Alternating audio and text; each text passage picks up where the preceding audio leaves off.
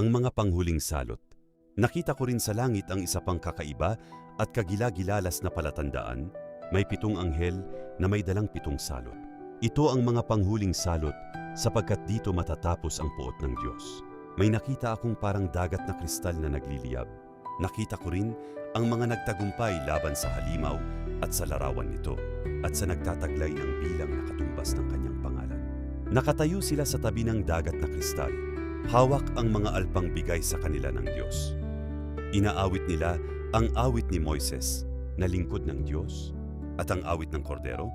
Panginoong Diyos na makapangyarihan sa lahat, dakila at kahanga-hanga ang iyong mga gawa. O hari ng mga bansa, matuwid at totoo ang iyong mga paraan. Sino ang hindi matatakot sa iyo, Panginoon? Sino ang hindi magpupuri sa iyong pangalan?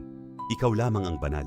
Lahat ng mga bansa ay lalapit at sasamba sa iyo, sapagkat nakita ng lahat ang matuwid mong mga gawa.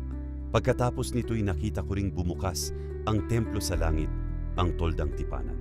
Lumabas mula sa templo ang 7 anghel na may dalang 7 salot.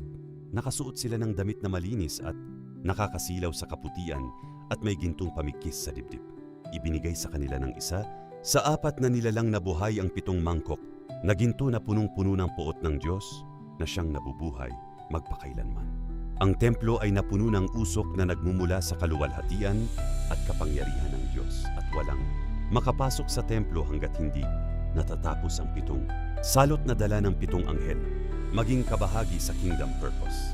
Ang bawat like, comment, follow, share at subscribe ay tumutulong upang mas maraming tao ang makarinig ng salita ng Diyos.